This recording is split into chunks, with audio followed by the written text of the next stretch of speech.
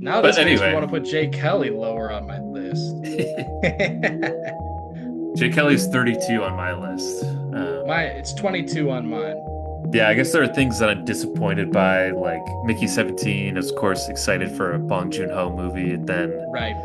I feel like I'm just not into his like English speaking movies as much I as remember I thought that was like his Don't Look Up. interesting. Yeah, that's Yeah. kind of what I felt. Yeah. Yeah, that's a good comparison. Just sad to, he what he Oh, should really keep doing is, making like, you know, grounded improvisational based comedies with Will Ferrell. yeah. I guess should we Yeah, I transition guess we to should our get to list those then? lists. Yeah. I mean, I could talk about the Roofman, but let's not. All right, John. Why don't you kick us off here? We've built up enough momentum. I think like couple hours is plenty of time to gain momentum for this podcast and Yeah. game. Smartless probably just starts. They don't let it, they don't let it go because they got, Yeah. this is the beauty of having such a vast amount of free time, is that Yeah. you could wait for it to build the momentum to build Yeah. before you get to your actual topic. But that's how you get the best quality of podcasts is when you let it, you got to let it simmer a little Let bit it and take then the time, build and yeah, up. yeah, yeah. This is similar to like you slow cooking Yeah. the chicken or the or whatever or the turkey on Thanksgiving, but you let it go 8 hours and see the difference between your dry. That's how you get a nice juicy turkey, but instead of your grandma's dry turkey. Yeah. We're the crock pots of Yeah, yeah. yeah, podcasts. Yeah.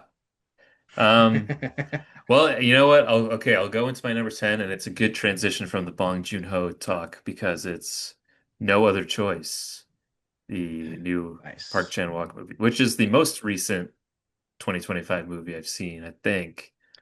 Yeah, it's a good Um, transition because I like you're saying because I thought No Other Choice was like Park Chan Wook's Parasite in a way. yes, very Yeah, much so. yeah, Like a lot of, I feel like Korean directors, there's a lot of themes on capitalism and classism and, yes. I think people in um, Korea seem to be struggling. I'm getting the yeah, vibe.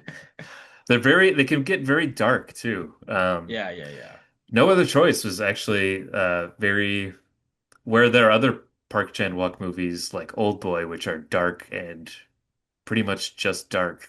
No Other Choice had a lot of comedic relief throughout it and it did. It was was a little very funny. cartoony at times Yeah. too. And again, I saw this on um I don't know why I said again, but I saw this on a $5 movie I'm night hitting at this point again. I've only been talking about this movie for 2 minutes. I don't want to be repetitive here now.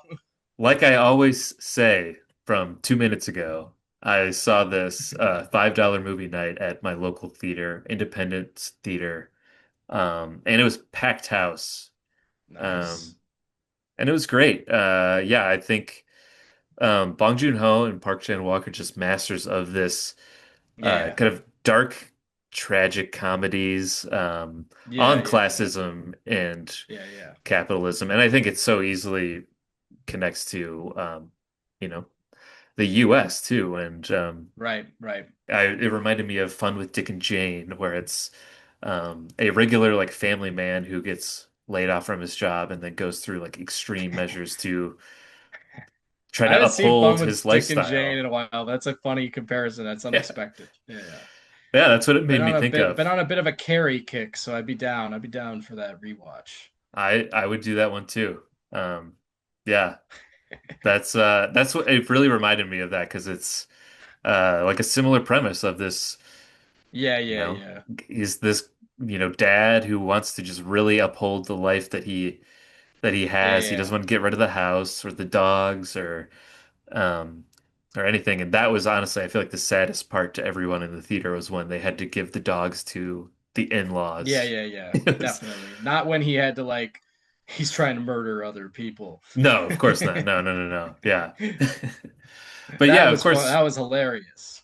no, we loved it. People were cheering for that for Yeah, murder, yeah. but yeah. How you can make these like very dark things comedic where he's trying to take out his competition.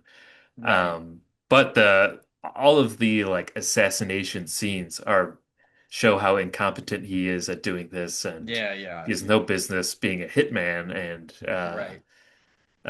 so yeah, that was for how sinister that premise might be. It was also very entertaining to see him try to kill people. Um, and yeah, just great commentary on how it's like, he thinks that his enemies are these people that are competing for the jobs with him that he needs to take out. It's not, Yeah.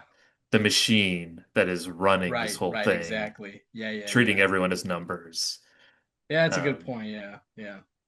but yeah, I think I that's a really really, interesting and just like fun premise of him like going through the resumes of all these guys that he's competing with and trying to take out who's ahead of yeah, him. Yeah. yeah.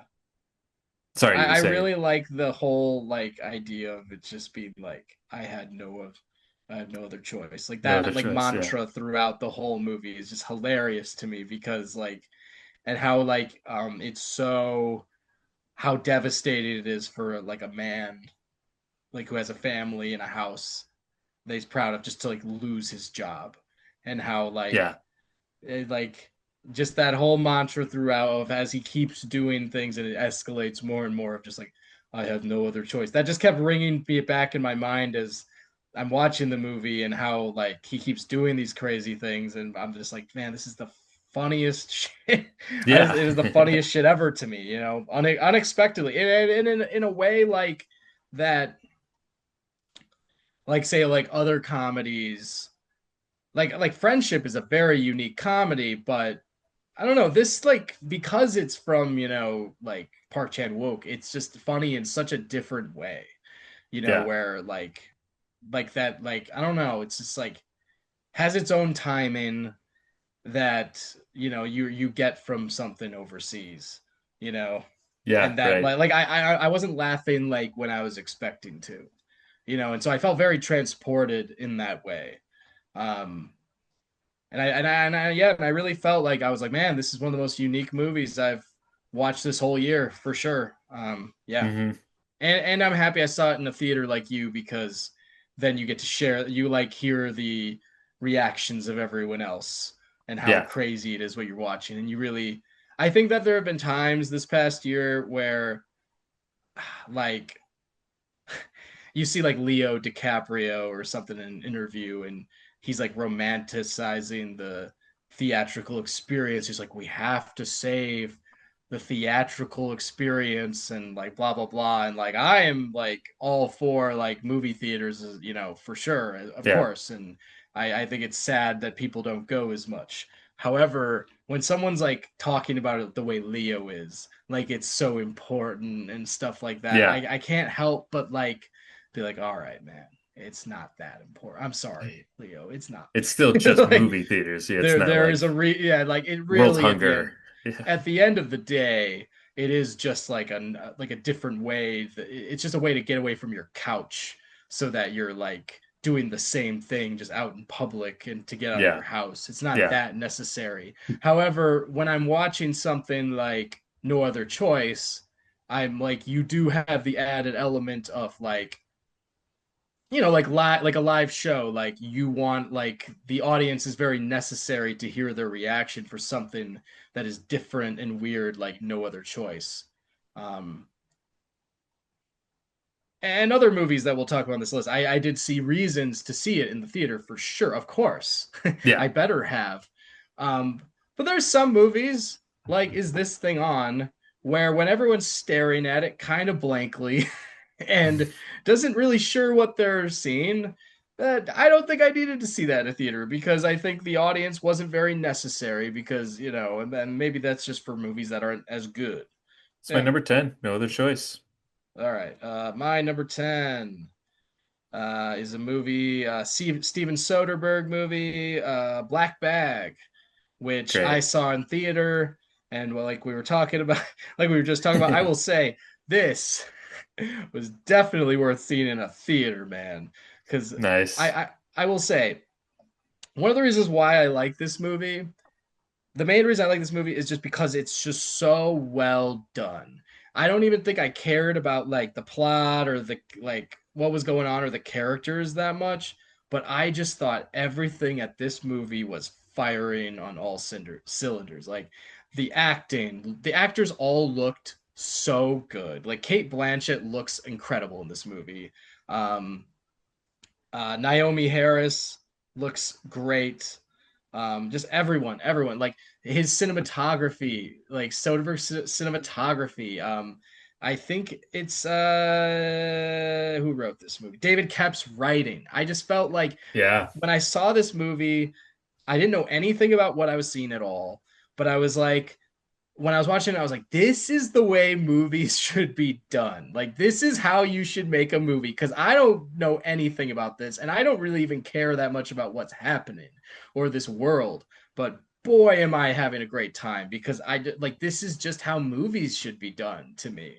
Like, they're just everyone involved is just so good at making a movie that this is just so awesome to watch. So that's why it's in my top 10. I couldn't tell you a name. I couldn't tell you the name of one character. I don't even remember a single plot point from this, but man, did I have a great time I know with Black Bag. that's how I felt too. I think it was just like a incredibly well done movie Yeah, that anyone could enjoy. It's like it's just an original, just good old fashioned 90-minute entertaining spy thriller, yeah, and you don't know where it's going. It's like kind of back to basics right, right, of right, right, right. let's just write a good script and get good actors and then just make a fucking movie with it. And that's what Soderbergh, the GOAT, that's what he did, you know? Yeah, I just thought it ruled, and I was so shocked because I think I saw it in like February, and I was like, I just couldn't believe walking out of the theater how like in love with this movie I was. Yeah. Uh, so yeah, it had to be in I my, I think it had to be in my top 10. I didn't get to see it in the theaters. I don't know why. I think maybe I didn't know about it until it was like Dude, it streaming. probably came and went though too, and Yeah, it's that's true. it's during a period where most people aren't going. Yeah. And I think it came to Prime like that.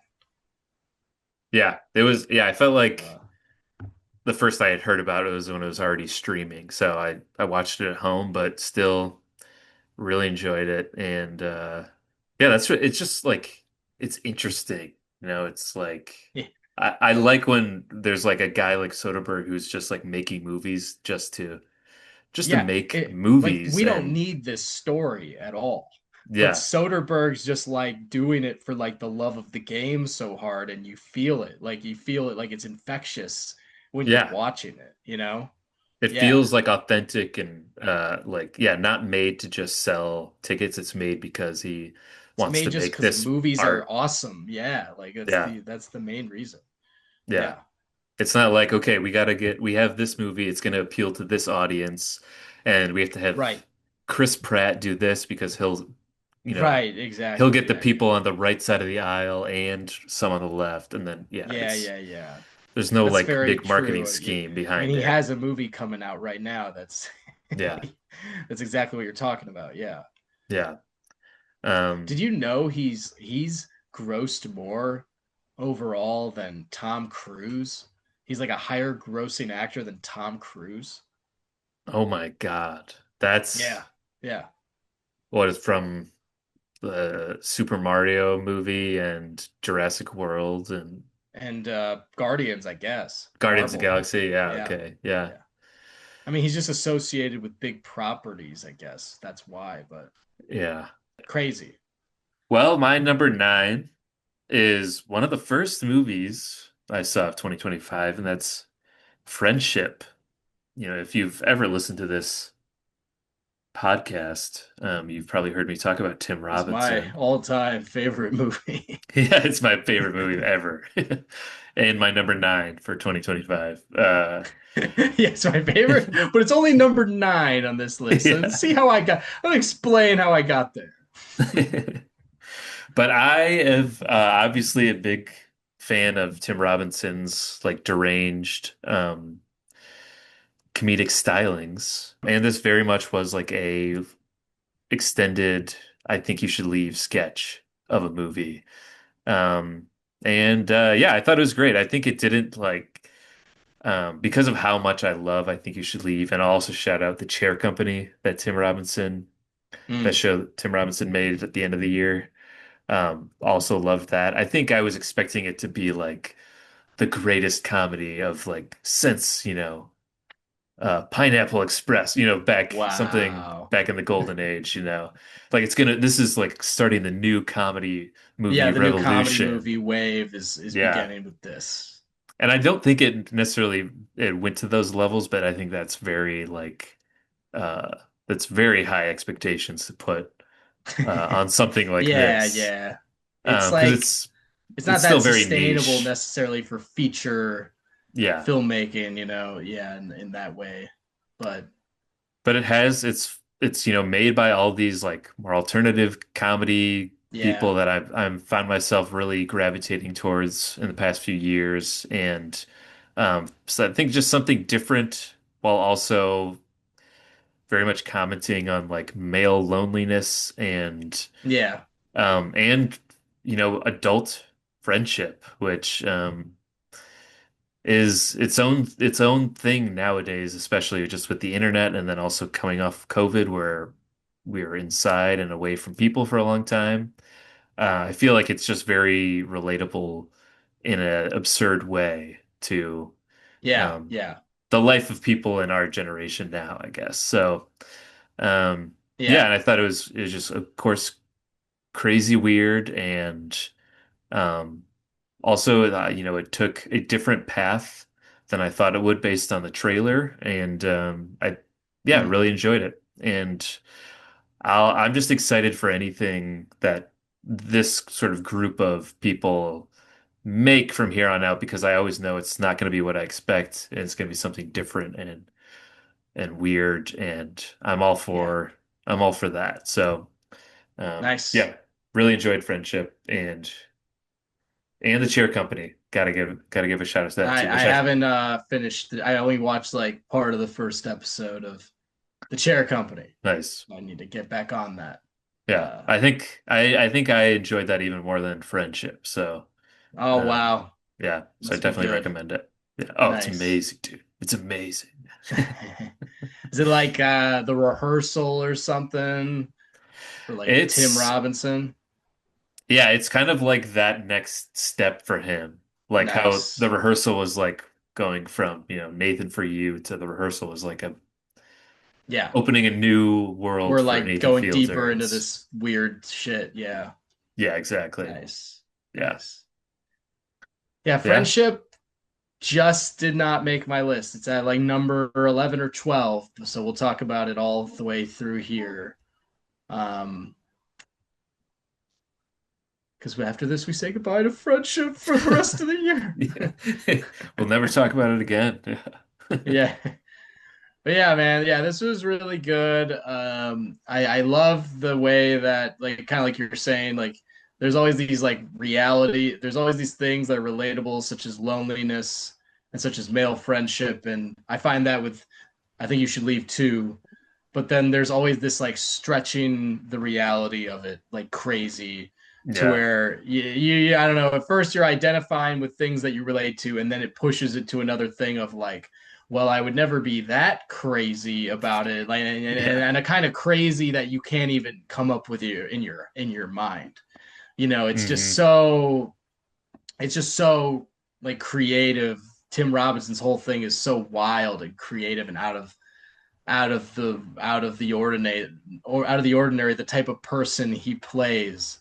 I just love how absurd it is, and like most people, I can't get enough of it. And I have clips popping up on my feed all the time, just of his sketches, and they're great for that, especially.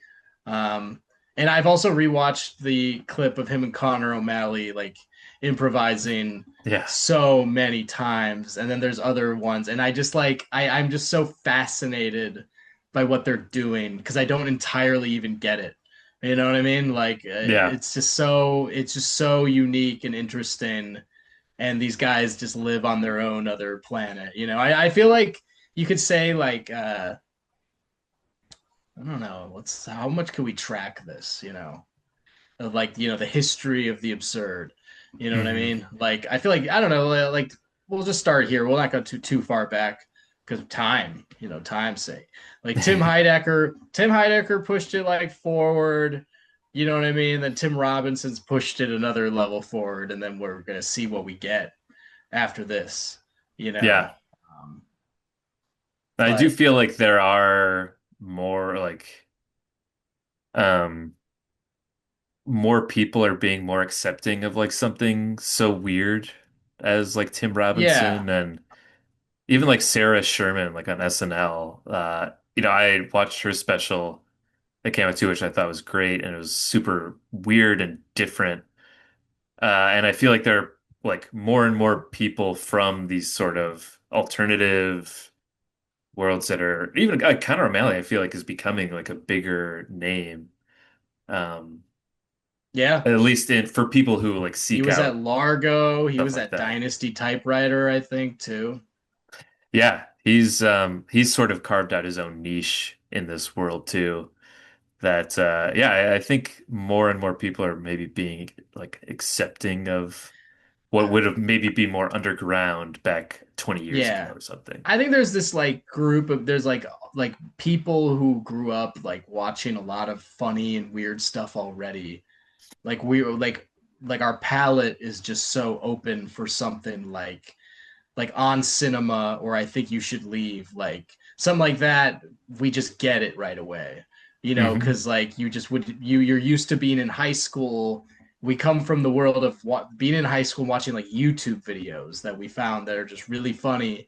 And I mean, if you try to take influence from these guys who are very specific, like you're not, I don't know, it's not like something that you can just like replicate. Like there, because No, he's his own vessel, like you can't AI Tim Robinson. You know what I mean? no. That's why AI in like creative fields or comedy or any of this are not going to work, because you're not going to just create Tim Robinsons. Don't just, you can't just like program that. Yeah, and they can only recycle things that have already been done and made. So Yeah, it's where like Tim Robinson's stuff you can clearly like relate to like Tim and Eric, from like 2009 or 10, but right.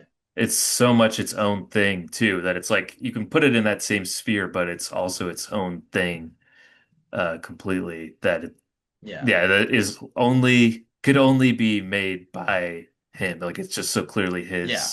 Yeah. him and like the people who he collaborates with on all of this. Like it's very much their thing. Right. So yeah, Yeah. I mean, I this is turning into a whole thing again, but like I just like love that about like the because like you see this in comedy, like there's so many like not interesting things going on in comedy. Like there's so much like bad comedy. There's so much like comedy is so abundant, but like I think uniqueness in it is very scarce a lot of the times. And yeah, um like I'll see a lot of people at like open mics where you're like, this fucking dude just sounds like another comedian, like his voice and his look and his like the way he goes like and like his the rhythm that builds towards the joke, and you're just like, and it's boring, like that type of shit's yeah, very boring. But like something that's so weird and kind of uncomfortable, like you kind of have to weave through it. You know what I mean? Because like yeah, you have to weave through all the white comedians there are, because a lot of the times, because like I think like in white suburban culture, the comedy's been going on for so long that they're able still though, like you can find ones that are doing it that are like kind of at the top of their game and so unique, like like a descendant of an Andy Samberg or something like that, because like people, because white people doing comedy have been weird for so long, and like made, kind of like used to making fun of themselves for so long, that like now this is what we got, are these like crazy fucking guys who are doing this. Yeah. And Yeah. like and there's an audience for it, because we grew up watching like say Andy Samberg and like Will, like Anchorman, and guys being like really weird, like weird comedies were something that we grew up watching. Yeah. So while like this for us is not out of like the realm, of possibility. Well, that's Yeah. friendship, I guess. My number nine. I mean, this is a good transition because my number nine is The Naked Gun. So Oh, more hey, there comedy. you go. Bring on the comedy. This is below our comedy. I don't know, our comedy Load. nuts off. And I think this is good because like you have one that's more unconventional, and I'm bringing up The Naked Gun, which is kind of like, let's bring it back home to like a conventional comedy movie of like, you know, just jokes on jokes on jokes on jokes. Yeah. And that's what I loved about The Naked Gun, is because Hollywood is not making comedy movies like at all, like traditional ones, um, Hmm. like this. And I actually was watching. There's like a Judd App. There's like all this Judd Apatow interviews from the past year, where he's promoting his book Comedy Nerd. And there's one interview where like the panel is asking like, or yeah, they're opening up to the audience, and they're like asking him about, well, what can save comedy movies. And what's interesting, it's interesting to see his answer, because he doesn't have much of an answer. And if he doesn't know, who the hell Yeah. does? He's the king of comedy movies in like in Hollywood. And so if he's not getting comedy films made, um which I think he's writing something with Nikki Glazer Hmm. apparently right now. However, though, he's not like churning them like out the way he was. Um, don't you just long for the days of train wreck, John? Yes, let's bring it back.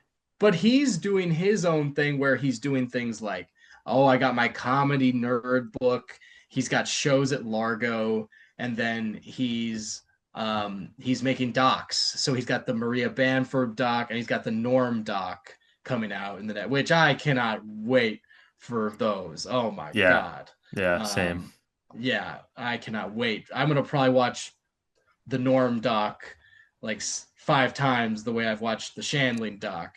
Um, um, it's like if Judd Apatow isn't like galvanizing the troops to make, comedy movies, then there's something, I feel like there's just something above him that's preventing it, you know? Yeah. I was reading something. I think he said this that like they would make so much of their money off DVD sales that the Yeah, yeah, studios were yeah, like, well, if they don't make all their money back in the box office, then they know they'll make it back by selling DVDs later. So now yeah, that yeah, they can't, there's no market for like these mid-level budget comedies anymore because right, the right. studios know they're not going to make their money back on it, which sucks. But Yeah. yeah, but Yeah, and this Naked has Gun, I made me, feel like oh, is different. It did yeah. that. Maybe it like did it also because it's like a pre-existing like property, so the studio's like, oh yeah, a remake, yeah, Yeah. Yeah, hell maybe yeah, they would be skeptical at first, but then you tell them no, but we're gonna just remake Naked Gun, and they're like, oh, sure, right, yeah, we love right, remakes. Yeah, right. And it's almost like they tricked them into doing like a good comedy movie in the theater that everyone likes. yeah, yeah, Um, I this gives me like the feels, because like I was, I don't know, this year I've had some like moments where uh I just like kind of remembered how much comedy movies were important to me as a kid. like how they were the biggest deal. You know what I mean? Like Hmm. they really were. It was like the Chicago Bulls with Derrick Rose and like these comedy movies for me were Yeah. like the biggest deal. And I was like I had my brother Jake visited a few months back and we did a lot of things that were fun.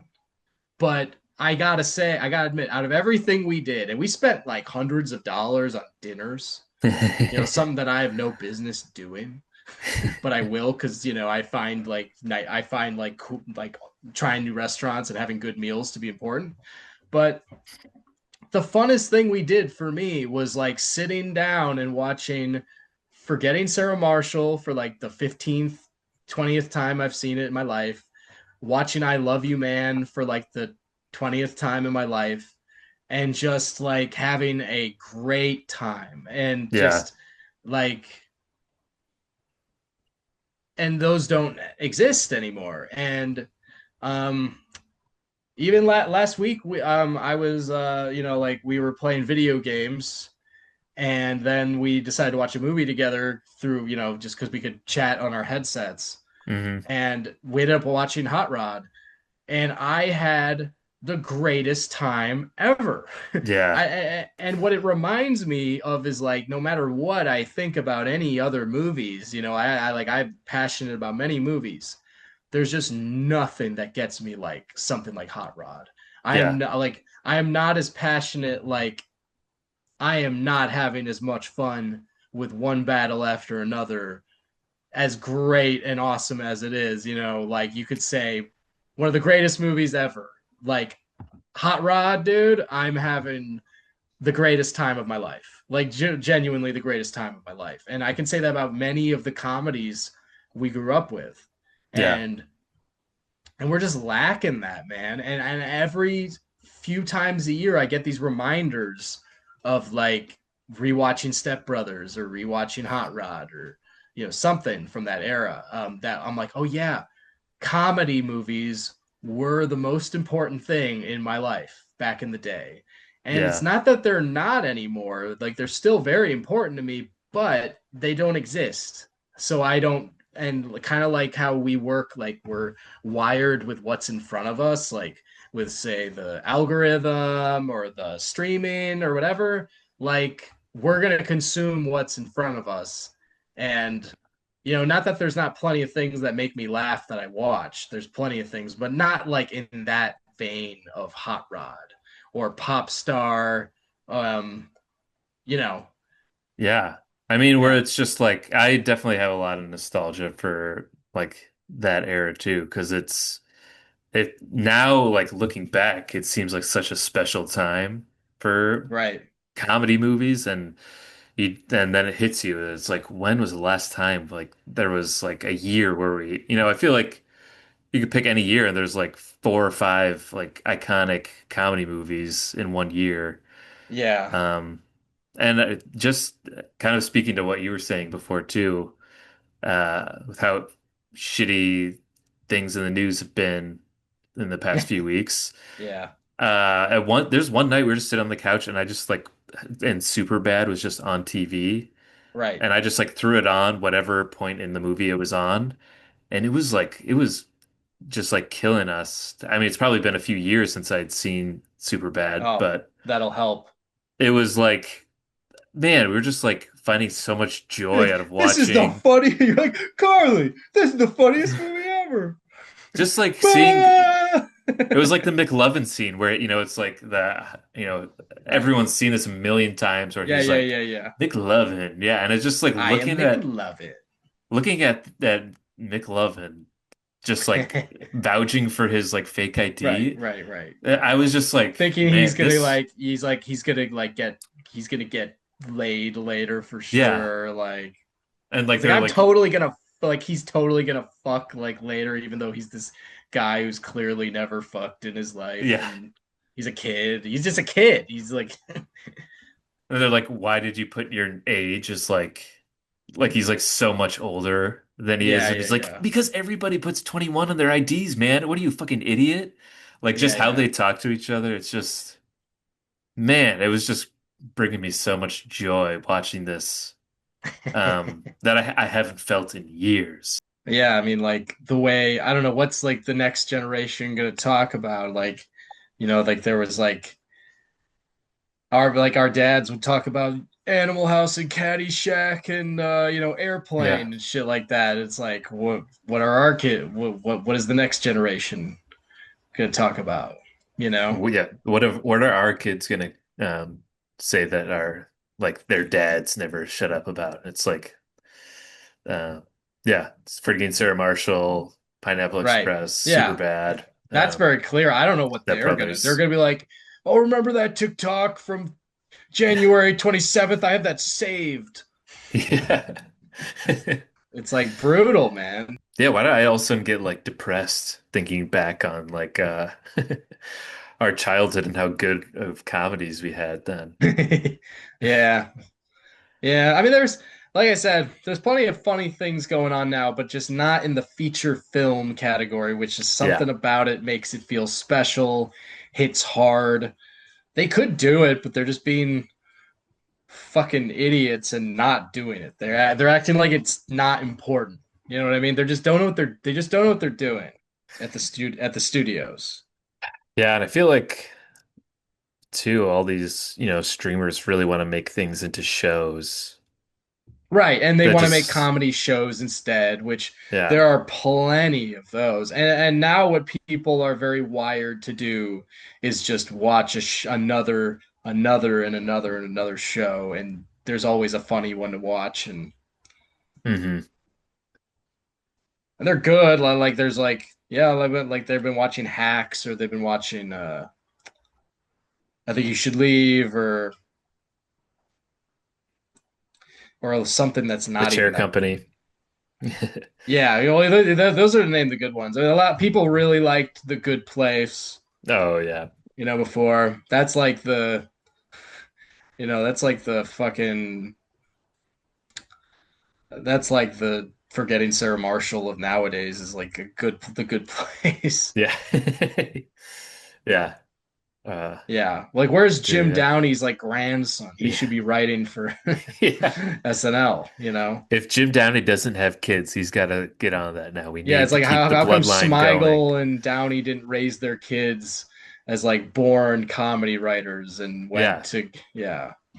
We got to keep the bloodline going of You these seriously keep yeah, the superior yeah. race Keep of the comedy keep writers. yeah, keep the Smigel, Downey, Mike Sweeney, and Greg Daniels comedy writer just Yeah. train going. Yeah.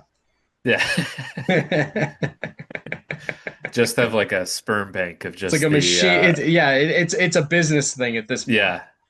Okay, everyone who was in the Simpsons writing room in the 90s, let's get him in Yeah, there. yeah. Come on. Yeah. Right, We got to right. start procreating. Yeah. Um, I guess going back to the Naked Gun, I was skeptical of Liam Neeson. I thought that was such a Right, weird right. casting choice. But then when I see it, it's like, oh, wait, this is actually perfect because he's Liam Neeson is so a ultra funny actor. serious. He's He's a great. funny actor. Yeah. Not like this always, but I think that like there's just something about his career that I find like 2010s like Liam Neeson like there's something just funny about Liam Neeson, you Yeah. know? I can totally see why they saw this. Like the type of movies he was making, just like I don't know. I mean, like He's in movies that Taken, are fun, but he's never funny really in the movies. So I don't know. never intentionally funny. Yeah, because I feel No, like never that. intentionally funny. It's more the funny, like look at Liam Neeson in another like thriller movie Yeah. holding a gun, being Liam Neeson. That's kind of what's funny about it. Yeah. Yeah. Like that Taken monologue is iconic now where he's Yeah, yeah, on the yeah, phone. yeah. And I feel like now it's like kind of funny. And I feel like that is like, oh, that's clearly that's like an audition tape for The Naked Gun where he's like so ultra serious, but saying these kind of silly things. Bill Simmons for the rewatchables podcast on the Ringer has this like list where he does the most rewatchable movies of the 2000s or some shit and he one of them is Taken. And the way he describes Taken is just implanted on my brain. Like the way he describes it makes me just think of it as like the funniest movie. Like I don't know, I forget what he was saying, but he's like saying like you get to go to Europe. He literally kills everybody in the movie. He like saves his daughter and kills everybody.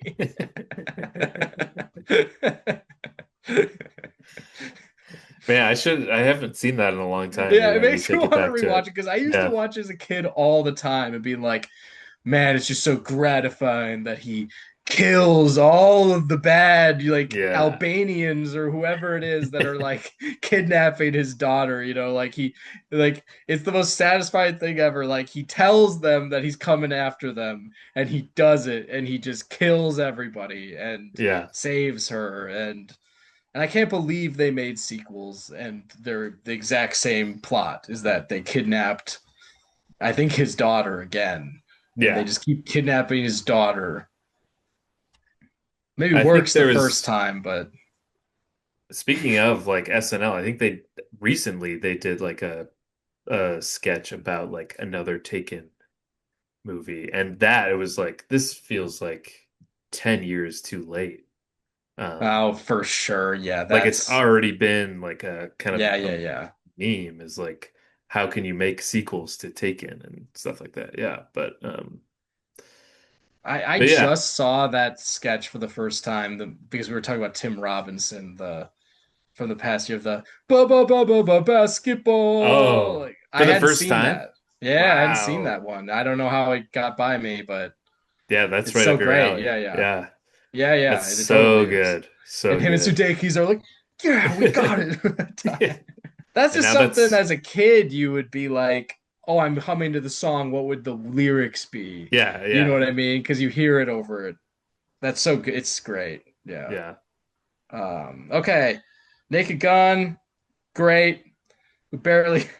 I don't think we touched on a lot of it because like we are just ranted about the state of comedy movies. But hey, it's number 9, guys, and we're like a few Yeah. hours in, so we gotta, John's John's wife is wondering where the fuck he is. I got Yeah. I got my people. I got my people too. Let's not diminish me and Yeah. my people. Yeah. But Luke, yeah. Luke has all these people out in that pool waiting for him. That pool behind oh you. yeah, like ladies Yeah, on all his ladies are waiting for him yeah. in the pool. It's what happens when you're a big podcaster. Yeah. Um, When okay, you're number yeah. 8, John, Okay. right? Number 8. Oh, number 8. This will be easy. It's Black Bag. Um, Okay, there we which also go. made my Yeah, top 10. nice. Which along, I'll also shout out another Soderbergh movie that came out this year Yeah, because of course presence.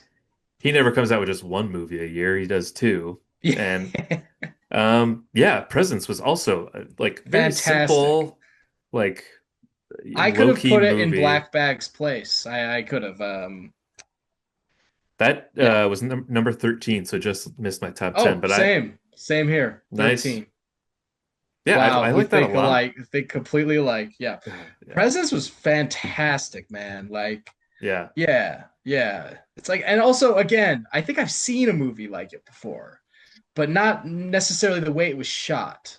Like it was shot Yeah. so specifically that house and the way it's laid out and the way it looks and the whatever type of camera he used. I don't know what type of camera. I don't know how he shot it. I'm sorry, but it's some. I'm sure there's a lens or whatever he used. Um, uh, it just look yeah, it's implanted the way it's shot and it's just and the way the family is, like their dynamic is so implanted. The way how they're shitty to each other, how that hmm one guy's like the evil like guy from high school, how he's kind of like dark and shit, and uh, it's just good, man. It's really good. Yeah, Yeah. fantastic, fantastic movie. Yeah, that's what both Presence and Black Bag, just great movies. Very solid. And yeah, not they're just movies to be movies. They're not like a marketing tool to sell anything else. Yeah, it's Yeah, nice again, to right, see. right. What are you gonna sell about? Like, it's another horror movie where there's like a ghost in the fucking house and shit, Yeah. and the family has to move. What's new about it, really? Like, Yeah, and all these movies, it's not like, it's Lucy Liu. They're not just he's not casting like the who's who of right now to and that's no disrespect to Ms. Liu. But it's like Kate Right. Blanchett and Michael Fassbender, of course, they're huge names, but they're also just, they're not like they've just been good actors for so long. Right, It's not right. just like who is let's throw this person in there because we know they'll sell tickets. It's like let's just make a good movie. Yeah. Yeah. Yeah. Yeah, like I didn't know who any actor was in Presence, but they were all great. Yeah. Yeah. All right, so that's my number 8, Black Bag. All right. My number 8 was Eddington. Um, Nice. Earlier we were talking about how, say, something like Mickey 17 does not work totally for us, Hmm. is what it's trying to do. Eddington, on the other hand, for me, does work very much in what it's trying to do. Um, and I think it was kind of polarizing, and that kind of um, slightly bugs me because I think it works. And I don't know. I Hey, don't know what else to say off that other than that people should wise up and understand that it kind of works. Um, yeah, I feel like one of the turned into one of those movies that you either love or hate for whatever reason. But yeah, yeah, it really um, was. It wasn't like, yeah, it's no in the middle. And I completely forgot Emma Stone is in this movie.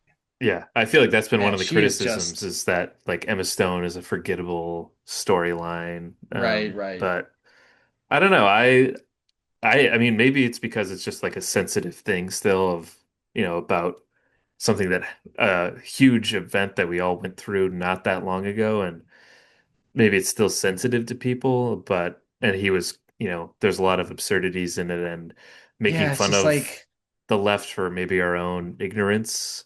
right. Um, There's but like also, everyone has yeah. their own perception of like the COVID thing, and Hmm. this is his perception of it. He's trying to portray it like how things made him feel, and it's gonna, I think, either work for you or didn't. And for me, this works. You know what I mean? Like, Yeah. yeah, I thought it worked too, just on the similar level of like no other choice, where it's like um the I feel like there's the underlying theme of someone else is sort of pitting us against each other or trying to control a narrative, and it's all for their benefit. Nobody, everybody else loses in the movie except for this one entity that's sort of um not the obvious boogeyman or bad guy, but I like where you see, these I feel like it's a tech company sending in these people to cause chaos in this community or all this misinformation. I just feel like it did a good job of portraying a lot of the absurdities that we all like were at each other's throats and still right, are. right, right. And are we're fighting maybe the wrong enemy, which is each other, Sure, when sure. Yeah, yeah, that's not what it should be. yeah, And yeah, yeah, yeah. yeah, Yeah. This and No Other Choice are a very good comparison. Um, I remember still like it's like the I forget if it was the A24 podcast or if it was a Criterion thing. I don't remember, but it's like Bill Hader talking to Ari Aster, and it was like right before this movie came out. And Bill Hader told Ari Aster, he's like, "I think it's a masterpiece." He's talking about Eddington, and he's yeah, like, I think it's an absolute it's masterpiece." And a like, masterpiece. Yeah, yeah, it's and really good. Yeah.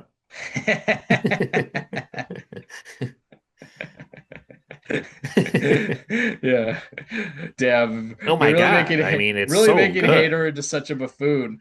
Um, He's great. We love uh, Hater. but I wouldn't go as far to say that I think this movie's a masterpiece. However, I do really like it. But I remember when I saw that interview, I was like, "Ooh, I gotta keep my eye out here for Eddington because of that." Because I think I've always been a little mixed on Ari Aster's films, to a degree, and I have no like I don't really love him. I also don't really dislike him. I'm kind of in between. But this one was the first one since Hereditary where I was really like, I definitely like this, like for sure. When Midsummer, I'm pretty sure I hated, and The following one, Beau's what's it Afraid. called? Beau's Afraid. I was mixed, and Yeah. I think I might have to give that one another try, but I'm also not sure I want to try it again because it's long and all that. Yeah. I did think when I heard that Ari Aster was coming out a new movie that was like set in 2020 based on like the pandemic, I was like, like I'm so sick of COVID and still talking about it Right. and stuff. But then I saw it and it really worked for me and I thought it was Yeah. interesting and I felt like it was like him, yeah, him sort of getting his like feelings about the whole situation out there and um it was probably a very cathartic movie for him to make and I ended up really liking it. So yeah. Now on to this number seven, and I'll just say it's 28 years later, which um Oh, okay, okay. So at the top of the pod, we talked about movies that we didn't get to, and I mentioned a few. I did not get to this, and oh I know really? that's a big one. Yeah. Oh, I didn't I know realize this that. movie's I've heard this movie's really good, and people when I if they find out that I haven't seen it, they're like, "What?" You Blah blah haven't seen blah, it, and dude. like, Yeah, yeah, yeah. yeah. So Um yeah, I really love 28 years later and um I really like 28 Days Later too. I've never seen whatever the sequel was to that, but 28 years later is obviously it's not really connected to that at all, but it still has like the cinematography is very interesting. Um, it just looks so specific to like you know, these type of movies to like the 28 to 28 days later.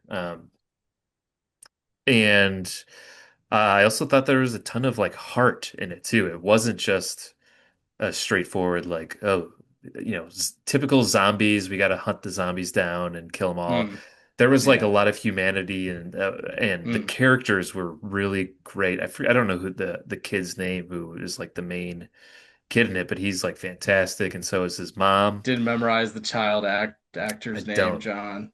but I'm sure once I see the Bone Temple, I'll see his Well, name in I the remembered credits. every kid's child actor's name in Weapons.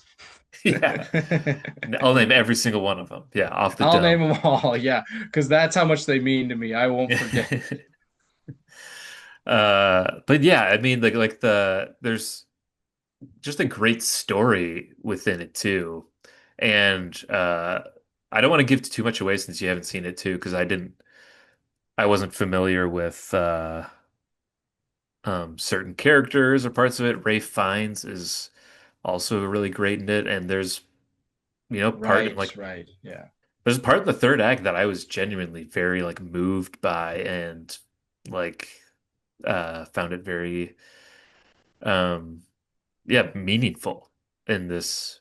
What, I think the reason why it probably did so well in the theaters is because it is a horror movie and it's a familiar IP, which, is something you could knock it for, but it still became its own thing in this same world. And I think it turned out to just be a very good adventure horror movie, that also had a great story to like back it up.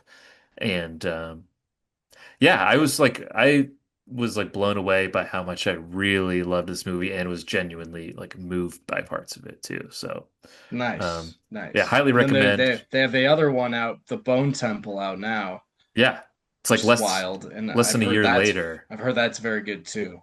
Yeah, I can't wait to see that too. So, um, and yeah, the end of 28 years later leads right into the sequel clearly. So, Some of um, the film nerds are not gonna like me saying this, but like when I first saw 28 Days Later, I was in a very specific place in my life where the only movies I liked were like I liked like Paul Thomas Anderson movies and like John Cassavetes movies and like Network and like movies like that. I was like very specific about what I yeah. liked. And I was very stubborn. I'm pretty sure if you heard me talk about, yeah, I would tell you that I didn't like Steven Spielberg at the time, which is insane. Like I didn't. I think at the time I hated Christopher Nolan, Steven Spielberg. I hated. Yeah, like I didn't like so many things. So I'm pretty Hmm. sure when I watched 28 Days Later with like some of my roommates at the time, I don't think I disliked it, but I didn't get like I know it's some people's like favorite movies, you know, like they really like it. And so I don't think I got that at the time. Uh, so I think I definitely need to rewatch it. If Yeah. I'm going to go down this rabbit hole of like, you know, all of the ones they've made that are also supposed to be good. Yeah, I haven't watched it in Because a my heart while, has but I opened since then, John, is what I'm good. saying, and I think I You've would had a really breakthrough. appreciate it. Yeah, yeah. Took a lot of years of therapy and to get here. But you can like more movies Like I besides really, that yeah, aren't made by Paul Thomas Anderson or John Cassavetes. like I realized I actually kind of think Memento has value. Yeah. Oh, John, did you see the trailer yet for the Odyssey? Yes. I'm very excited for Like the that. trailer I'm talking about, like Yeah, like Matt Damon, Christopher Nolan, yeah, Odyssey. Yeah. Yeah, yeah, like yeah, just a yeah. couple of weeks ago.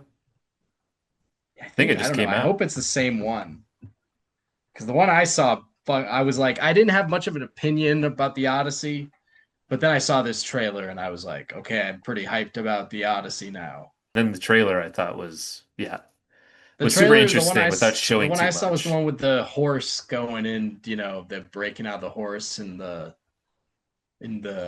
enemy like camp. It's like an entire battle scene, like shot in IMAX. I don't know if I've seen that You see one. that one?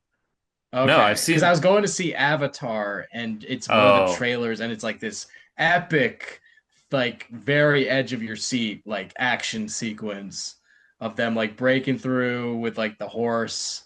They're inside the like, I don't know if it's not like a Trojan horse, whatever, because that's a different story, right? yeah. But like they break out of in the enemy field, and then they let everyone in, and it's just so crazy. Um, I wonder if they're only it got showing me. that in like IMAX. Maybe that's Yeah. why it was epic. I was like, okay, that movie's now very much on the radar, which is, I mean, it already should have been, but like, you know, I Yeah. don't know. Christopher Nolan makes a lot of movies, so Yeah. it's not like, Um, yeah, yeah, I think the one I saw was just on YouTube and more of like a teaser. I feel like it didn't have a battle. I don't remember like some big battle scene or anything. it's this So like big battle with like Matt Damon and like a bunch of guys like taking over this fortress and like, I'm very down for and that. it's really epic. Yeah. Yeah, 28 years later at number seven for John. Seven. Yeah. Let's clock that at number seven for John. 28 years later. Hmm.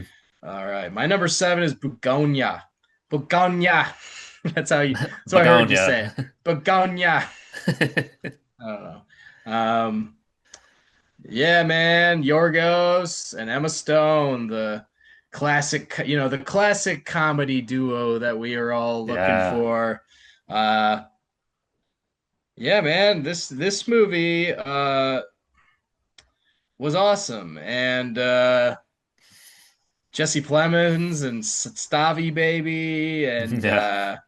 you know, Stavros is the pedophile cop, and and Jesse Plemons, I feel like, has become the guy, like the guy, you know, one of the guys. Like I heard this in interviews that like so many actors now want to work with Jesse Plemons. That's like on their goal, Yeah. um, and I saw also a clip from like it's like Nathan Fielder was doing the panel for this movie, Oh or yeah. Yeah. and he was just talking about how he's like Emma is a really great producer. She really is. She is one of the best producers. And he just kept talking about it. And Yeah, I've only seen clips of that, but I want to see the yeah, whole me thing. too. Me too. And you know, you know, take off his sentiments. Emma Stone is like the, you know, in ways like the greatest. Like she helps gather these projects that are great. She's always in projects that are super cool. Um, she's always doing things that are different. And this is just another one, and it's and I felt like there was something about this one. I don't know how to describe it, but that was like different from other Yorgos movies for me that made it like I don't want to say more watchable or more entertaining, but like I don't know what the word is, but just something like about it that maybe I don't know, everyone could watch it or like maybe more simple. Maybe simple is the word. I don't know. I've heard from a lot, I've just talked to a lot more people than I would think that have seen Begonia, who I don't think maybe would have seen Poor Things or previous like Yorgos movies, but for some reason this one, um, and yeah, I don't know, maybe just in how they marketed it, it also like just caught more people who maybe wouldn't go see like Poor Things. Yeah, yeah. Because Emma Stone is clearly really weird and insane in that. Like Yeah, yeah.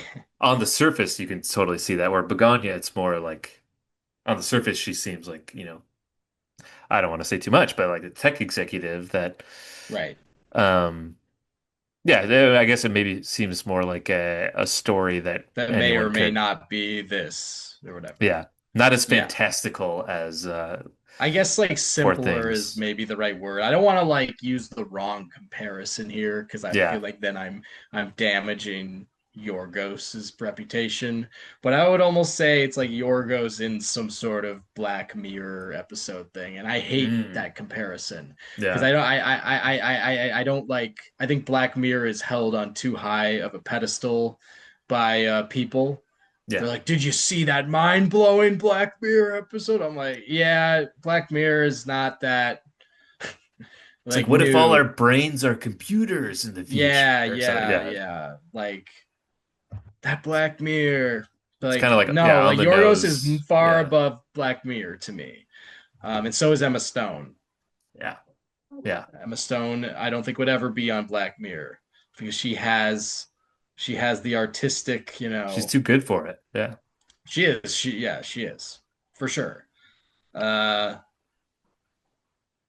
But yeah, yeah, like something like I don't know, like Poor Things is so artistic in a way that like I do think that people will be there's a more of a tendency to be confused during say Poor Things than there is Bugonia.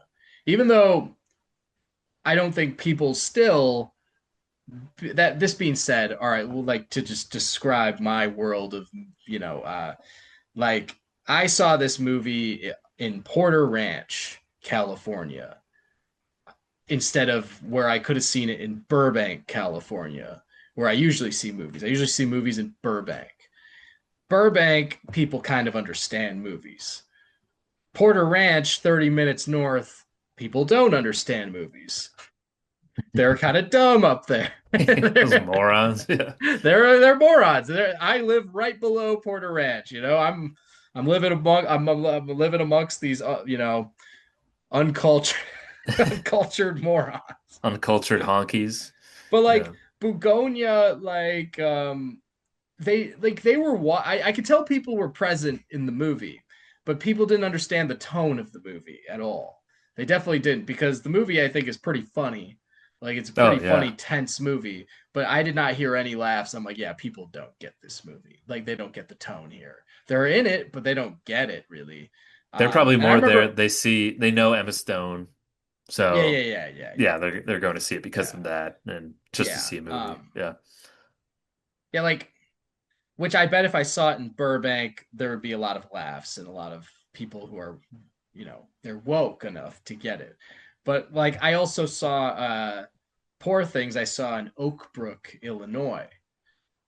Silent, Yeah. similar Yeah. thing. It depends. Depends where you Yeah. are. Yorgos is not I feel like Yorgos you got to be like probably say the theater you're talking about or a theater right around the corner from you people probably will like laugh at Every Begonia or get it. Yeah. Yeah, The theater I usually go to is like the Film Society where they're like based in. So everyone going there the is film there to see. society. Yeah. Yeah. That's the real society, you know. It's a We film society where we can leave the fucked up society that we lived in to the real film to society. to embrace film. Yeah. Similarly to like you with like your Burbank thing, whatever. If I go out to the suburbs, I'm sure My people whole wouldn't get it mom. as much, I'm but gonna riff off your Burbank thing real quick. yeah, let me just add to the Burbank comment you made. But yeah, it's this is a very this area of Minneapolis is very like artsy and uh it's just the exact type of people that would eat this shit up. Yeah, So yeah, so Begonia was definitely like a fun time in the theater. yeah.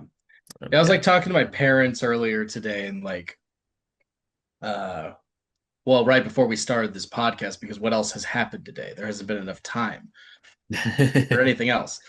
But Yeah. It's the whole day. we Yeah. we're talking about like the movie. They always want to see the movies that are going to be at the Oscars, but they don't Yeah. really go to the movies. So every year it's like the same thing where it's about to be the Oscars. They're like, we want to see the movies for the Oscars, and then they like list them, and it's like they basically list like all the movie, all the Yeah. movies. I'm like, so that's all of them basically. Yeah. Yeah, I remember trying to convince my parents to go see one when they were here, and I wanted to see one pedal after another. I was like, it's probably going to be, nominated for some Oscars or whatever. I think that helped Yeah, convince it them gives it to go cred see for it. people who are like, I don't know, and their generation too. I think it means that like it's an important, the Oscars for them is important, Yeah. Yeah. Yeah. Bugonia, Um, is it nominated for Oscars? Probably, right? yeah. I Or is think it snubbed? Emma Stone, I think, got nominated and maybe Best Picture too. It was definitely Yorgos and Jesse Plemons were snubbed, I'm pretty sure. But Best Picture, Best Actress, Best Adapted Screenplay, and Original Score. Yeah, the fact that Jesse Plemons is not nominated is insane. That's insane. he was just, I mean, like, I feel like you can't nominate one of them and not the other between him and Emma Stone. Yeah, They're both like the movie. Um, yeah, right. That's crazy to me that he's not yeah, nominated. yeah. It's a Um, crazy world we live in, though, John. that it is. That it is. That's number seven, That's your number Begonia. seven. Yeah. All right, for my number six, this might be a bit of a wild card here.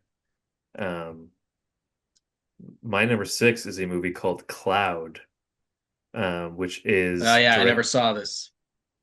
directed by trying to get his first name now because I can't, it's not loading, but um his last name is Kurosawa, not to be confused with Akira Kurosawa. But I found out about this director through the good old Criterion channel, and that's how I saw this movie too, is that they Nice. dropped it on the channel. And Kurosawa, oh here, Kiyoshi Kurosawa. Kiyoshi Um, Kurosawa. and he made some great horror movies that I just seen recently, but they came out, in early 2000s called The Cure and Pulse. Oh, yeah. Um, Right, right. both really disturbing but good horror movies that are, um, very unlike most things that I'd seen. And yeah, just they were both movies that really stick with you and not necessarily feel good movies either, but really like interesting. And so yeah, I had just really seen his movies recently, and so I was excited to see this one on the Criterion channel because it's a newer one. And yeah, I really liked it. It's um, I guess in a similar vein to to not to just compare it to Park Chan-wook because he's um, also an Asian director, but um, I but noticed it's there's a it lot of Asian people walking around in this movie the same there's way. yeah, there's so many Asian No other people. choice. Yeah. And I found it strange that Mickey 17 had not very many Asian Where people. were the Asian people? Yeah. Um, It's just like wait until Luke hears about this. Yeah. Sinners, sinners, plenty of black people, black And folks. why are all the white people and sinners the bad people? I just start going on some tangent. What the hell was that about? Yeah. Uh, but anyway, so Cloud. This is a Japanese movie, and but it has to do with Which this I found or very fresh. yes, it's nice to see one of those Not every again. day in my life do I get a Japanese movie. We should encourage the Japanese people to make more movies. Yeah, and a Cinebums globalist Be platform. creative. Yeah, you can do it too, just like us Americans. Just like Americans like Yorgos Lanthimos, you can Yeah. Just like the great American director, yeah. Yorgos Lanthimos. Um but anyway, Cloud, also there's themes of, But then we say Steven capitalism. Soderbergh. I think it's a foreign filmmaker, Steven Yeah. Soderbergh. Steven Soderbergh, the I think he's like eccentric film. German or Austrian or something. Yeah. The Eastern European filmmaker Steven Soderbergh. But well, anyway, Cloud. Anyways, I'm not even gonna. I don't even. Actually, I didn't even watch Cloud to I begin just kind of, with. yeah, I just wanted to sound like cool or We something can that I'd move seen this on. movie. Um, Cloud is there's also a lot of anti-capitalist themes in it where Hmm. it's this main guy in it, he is a reseller. I think his name in it is Yoshi, which that's fun. And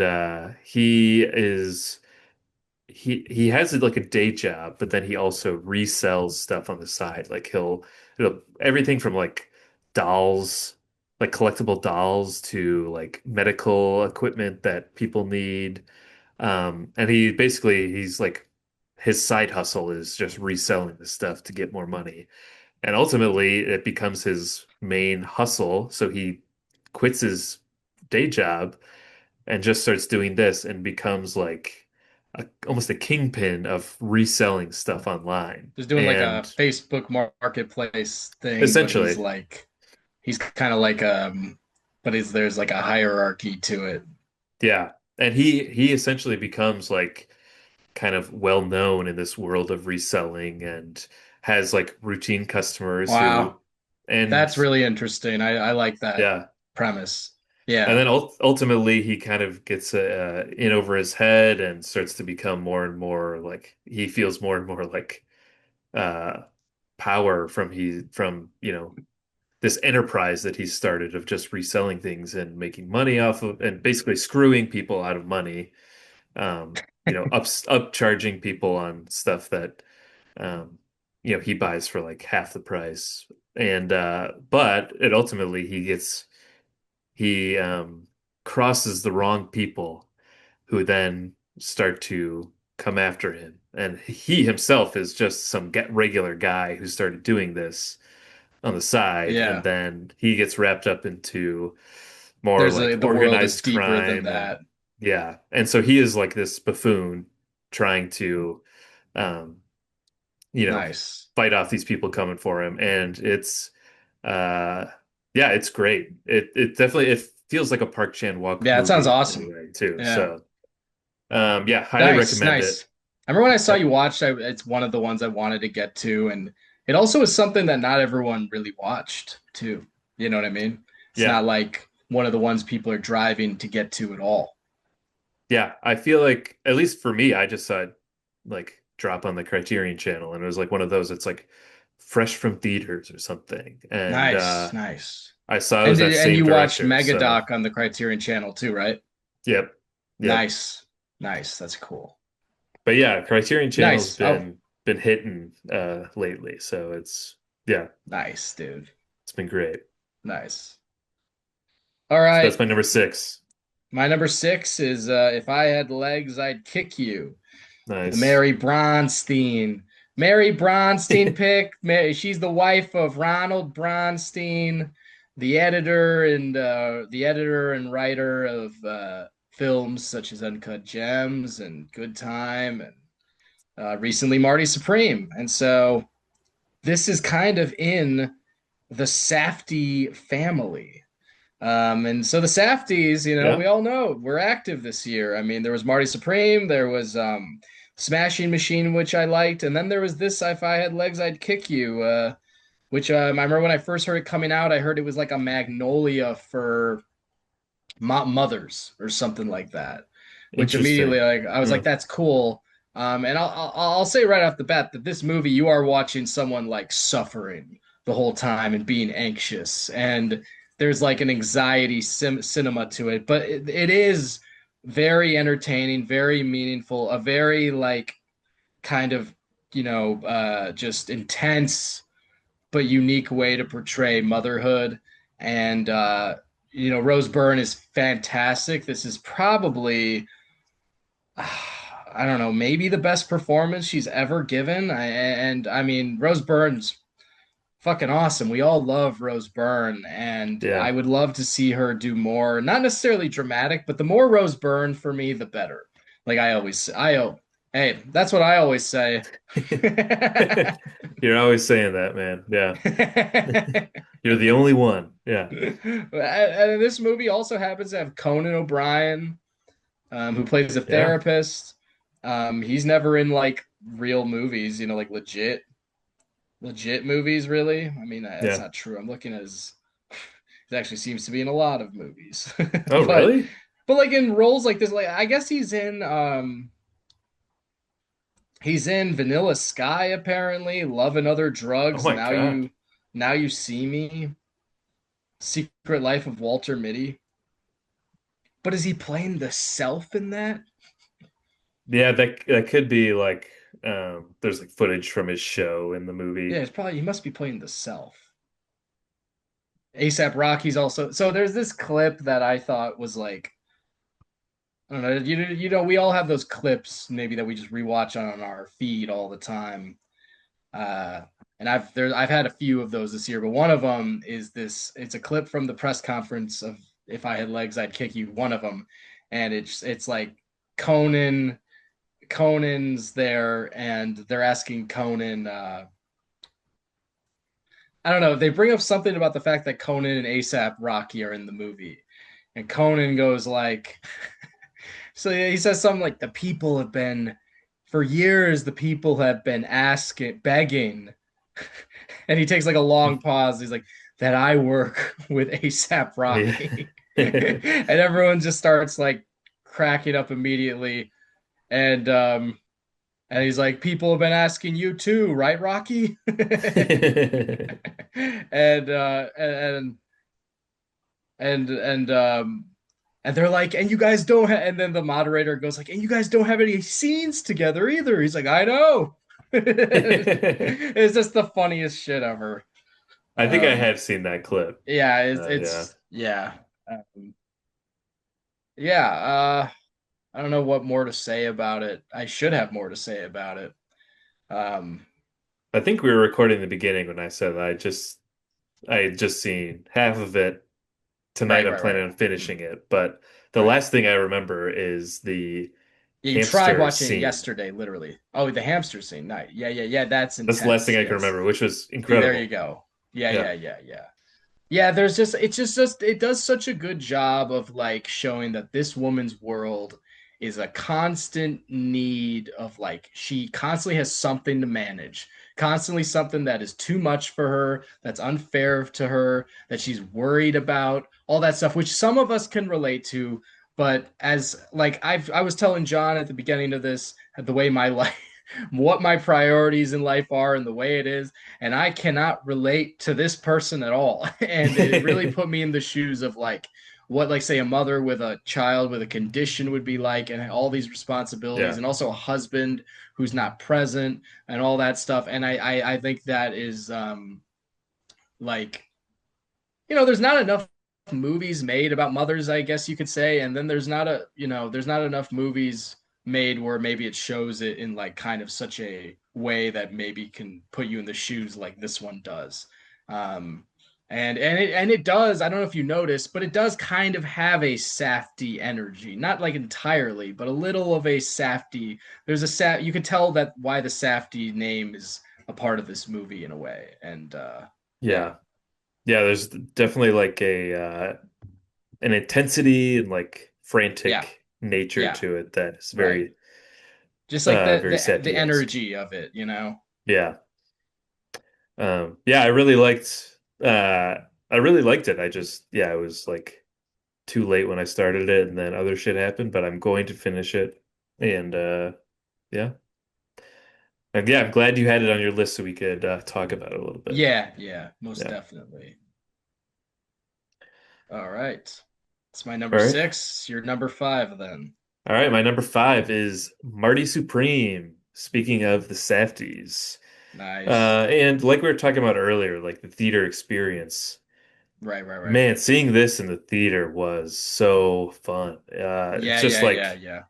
there were parts where I was maybe a little annoyed at how loud it was, that I felt like either Uh, it's the theater's fault or the sound mixing, I don't know, but I couldn't hear some dialogue. But man, and just in the beginning when Forever Young starts playing and they're in like the basement of yeah, yeah. uh the shoe shop or whatever, I was just like, this movie is about to be fucking sick.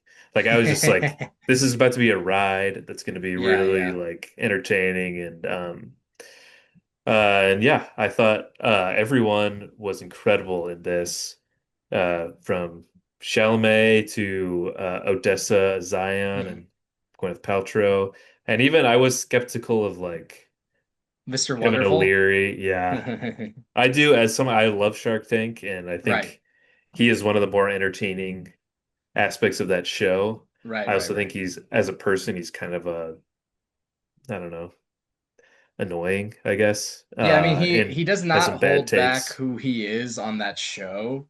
And I'll Yeah, usually be watching it and I'll be watching it and I'm like, even when I remember I looked up to businessmen at one point in my yeah, life, I still didn't really like him. You yeah. know what I mean? He's an Like, asshole. Yeah, yeah, he's a total asshole. He doesn't hide from it at all. Yeah. yeah. But I did think it was good But that's casting. Like also why he works in this role. Yeah. yeah, yeah. Um, yeah. Everyone was so great. Even the all just the side characters too. Yeah, right. Yeah. How everybody looked. It just felt Yeah. so. Um, yeah, it just felt so like real and like a lived in world. And I loved too that the music was like from a completely different era than the movie was taking place in. Like Oh, yeah, yeah, yeah. the 80s music, and then like the soundtrack, which or the score and the soundtrack, which I loved. Um, yeah, Yeah, I that's right. I just didn't really think about that. That like, yeah, the era that the movie is in, the music's different, and that they kind of make the synth score work in, yeah, yeah, like a, yeah, right. it just felt Because so it's a period natural piece, and but like it does feel just so modern and about the now and all that stuff. And yeah, uh, yeah, dude, I had like yeah, the same feeling. It was like I remember it was like maybe 30 minutes into the movie or something like that. I was like, "Oh, here we go. It's like happening that like Safdie the Safdie theater experience is kicking in right now." And because I remember the way it felt to see Uncut Gems in theater, Good Time in theater, and I remember just being like and I remember feeling like, "Wow, there's nothing like as entertaining in a movie theater as like a Safdie movie." yeah. And this one has the exact same feel, even though it's kind of like longer. And I would maybe say that I would argue that maybe like Uncut Gems and Good Time are maybe more overall better and like more complete movies. This one just still like relentlessly entertaining throughout, and you're always like wondering what the hell's you're like, God, you can't predict anything that's happening, all the things that are like happening to Marty, all the things he's doing, all the things he's getting tangled up in. And it's just Hmm. like, yeah, it's just yeah, it's so fun. Um And I really loved the ending too. Like it just yeah, yeah, it yeah. kind of ended the way that I wasn't sure how exactly it was going to end, but it ended in a way that like felt satisfying, I thought. Yeah, it's Um, actually like an uplifting ending, yeah, which like because I think like in Uncut Gems, it ends kind of like in the way like I don't know uncut. There's like parallels because like in Uncut Gems, like Sandler gets his win at the end, even though he like yeah, dies. But this one, he like gets his win in his own weird way, but then he also gets a whole nother win, which is kind of foreshadowed at the beginning. You don't even really realize it. And then it's like a very uplifting, beautiful moment, which usually the Safdie movies don't end like that. And I thought it yeah. was like cool that it actually ended in a very emotional, like uplifting way. Hmm. Um, and Yeah, I don't know. I was also like, I don't know. I've heard this on like other interviews and podcasts and stuff about how like this role really works for Chalamet because he's like kind of like he's infusing a lot of his personality into the role. You know what I mean? Like where Yeah. he's like Chalamet's become kind of this like cocky fuck actor guy, and a lot of people are hating on it because they don't like when people are cocky or confident and shit like that. And uh but like it works perfectly if you infuse that character into this role where the guy is like a maniac and just so obsessed with his dreams and his goals, and it works perfectly. I'm trying to think of a I don't know, like another comparison where it's done like that with the actor, but I I feel like like it's done that Timothy often. Chalamet doing Bob Dylan last year. Yeah, I guess. Like I did well because I feel like all this stuff with him being like cocky, I feel like he's, marketing, because he's Sure. shown that he's really good at marketing and promoting like his movies. Right, right. So I feel like he's kind of like playing into that character, but I also think like Bob Dylan has like a similar thing to Marty Supreme, I feel like where he's like so focused on his career and like doing Yeah, what he wants yeah. to do and Yeah. achieving it Sure. Yeah, yeah. and I don't know, maybe He's him doing he's these got like back to such a back. tunnel vision. Yeah. Doing these like Yeah. back to back roles where it's like someone in pursuit of like greatness. Right. Um Right. yeah. Yeah, yeah. It really aligns with who Chalamet is, and like it just kind of reminds me of how like say I don't know, to think of it should give an example like Robert De Niro for me is like best when he's playing these like very careful like characters, and he's like paranoid and worried, but he's very careful, and like that to me is very similar to how Robert De Niro is as a person because he's very like he's closed off, to the media. He takes acting very seriously. He used to be at least very calculated about his career and stuff like that. And I don't know, it just kind of works like that when you're taking real things from an actor and putting them into the movie, like we're seeing with Chalamet. And I like that he's really ambitious. People don't like the talk and stuff, but like I don't mind it at all. I like it because um, what's the vice versa is we have fucking like Leo just like who doesn't know what to say Yeah. ever. Except I studied lots of cinema history. It is just like, I was like that I did like that Nikki Glazer joke. oh Um yeah, yeah. it's like we don't know anything about We you. don't know anything Like about you, man. I'm sorry, that's all Like, we know is that you date like yeah, uh yeah, yeah. 20-year-old like models. Like but other than that, Right. we don't know anything. Yeah. Yeah, yeah. Marty Supreme is like the one on the list I probably want to watch again, I think the most. Uh like it's still in theaters. I would actually go back and see it again Hmm. before it leaves. Nice. Yeah. Yeah, had a great time with Marty Supreme. Um so yeah, that's my number That's your number five. five. All right. We My number made it to the five top is five. yeah. My number five is No Other Choice. Oh, Um, nice. and I don't really have anything else to say about it, you know. But I had no other choice, you know. No other choice but to put it at number five. Yeah, yeah. Okay, well then we'll keep moving because my number four is Begonia. Um, and again, Nice. what Let's else is keep there to it be said? going. We said it all. Um, Yeah. yeah, My number four is Sinners. nice. I'm trying to think of a. Oh, da, da, da, da, da. Johnny be good. I'm trying to think of a like a very generic blues song. One after 909, pull over once, pull over twice. What are those like classic blues? Oh, Bad to the Bone. There's one. Yeah, yeah, yeah. Yeah, I yeah.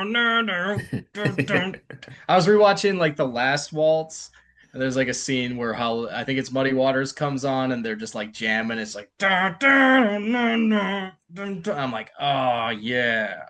Yeah. Um, yeah, man, Sinners was the first really great movie of the year, and whenever people ask me what the best movies of the year are for me, I always say One Battle After Another, Weapons, and Sinners. I just like put it out right there. And Sinners is always in the conversation. Uh, love Ryan Coogler. He's such an awesome guy. I'm so happy he made a movie that is not attached to some bigger thing. No, Yeah. not to say that I don't like Black Panther and I don't love Creed, but I hope he keeps doing more things like this that he wants. Um, yep, yep. Michael B. Jordan working with him is always great. Always look good to see him. Haley Steinfeld. Whew, Smoke Show with Michael B. Jordan. Sheesh.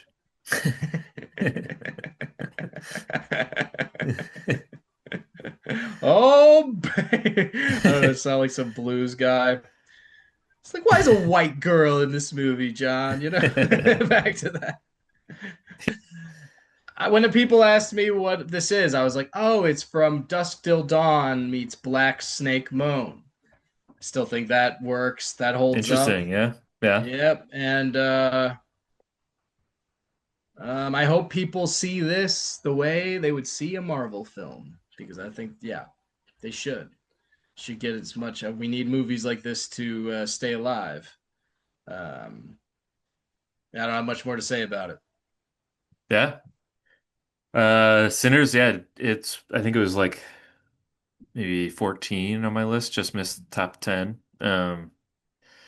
But yeah, it's another incredible movie going experience. Great music. Of course, love that one scene that I feel like everyone talks about where it's like going through the sort of generations of Yeah, music. It's very yeah, cool and interesting. Michael B. Jordan is obviously great in both roles that he played. Um, yeah. yeah. And shout out to Delroy Lindo, Oh who's right yeah, here on the same. screen Yeah, yeah, behind yeah. me, who's Right. also in there. Yeah, Yeah, I think Sinners was like one of the first episodes we did of this year. for sure. Yeah. Yeah. Yeah. All right, so that was your number four. Yep. My number It's like three, the top five and four went so quick. they It was just like we like, spent yeah, like an hour, like 2 hours, probably not talking about the list at all. talking about Judd Apatow and Yeah, and like Paul McCartney. yeah. Well, speaking of a movie you just mentioned a few minutes ago, my number three is Weapons. Um, That's my number three too. oh, perfect. Hell yeah. I love when we Um, align like that. yeah, Um, yeah. synergy. you tell the wife about it later. Oh yeah, I There was tell this one everybody. part, as you go through the Like, podcast in detail, but yeah. like at the and best part, Carly. Number three, we are the